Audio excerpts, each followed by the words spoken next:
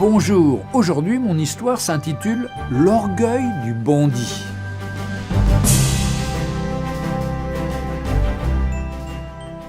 En Amérique du Sud, dans un certain pays, il y avait un homme qui s'était enrichi grâce au trafic de la drogue.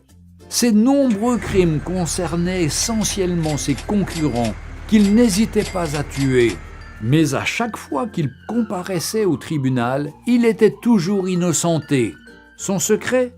Il avait un très bon avocat. Ce dernier était capable de convaincre n'importe quel jury de l'innocence de son client, quel que soit le crime dont il était accusé. Après chaque procès remporté, l'avocat exhortait son client d'abandonner ses crimes et de changer. Ce dernier rétorquait « Je te paie pour me défendre, pas pour me conseiller ». Un jour, il fit tuer un homme qui courtisait sa femme. La punition pour ce crime était la réclusion à perpétuité ou la condamnation à mort.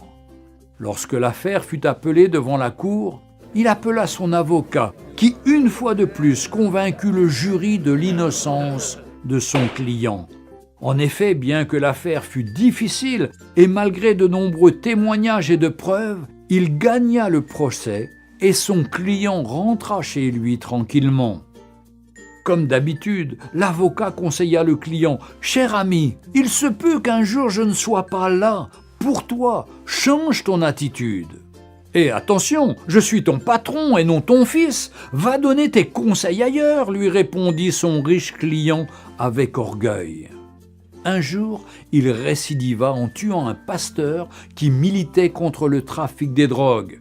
Mais quelque chose s'est passé, bien que l'affaire était difficile et très compliquée. Mais il était tellement sûr de son avocat qu'il appela ses amis, ses parents, sa femme et ses enfants pour assister au procès afin de voir comment il va humilier les juges et le ministère public. Alors qu'il se rendait au tribunal, il appela son avocat. Ce dernier lui rassura qu'il était en route et qu'il arrivait déjà. La salle était pleine à craquer et on attendait l'entrée du juge pour le début du procès. Et lorsque l'huissier fit lever l'assistance pour l'entrée du juge président, le trafiquant de drogue fut glacé de constater que c'est son avocat qui est sur le siège du jugement en tant que juge président de la cour.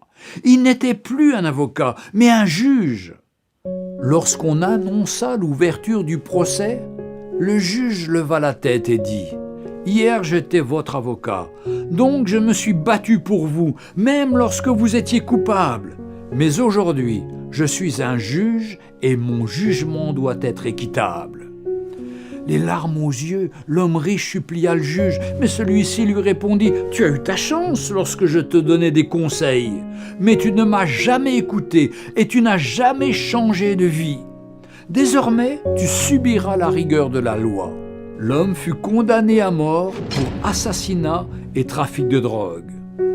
Chers amis, toi qui pratiques le péché, le mensonge, l'hypocrisie, la fornication, les meurtres, l'animosité, les querelles, l'occultisme, l'alcoolisme, etc., etc., aujourd'hui, Jésus-Christ est ton avocat auprès du Père. Il te conseille de changer, de te repentir, de te convertir avant qu'il ne soit trop tard et que tu rejettes sa voix.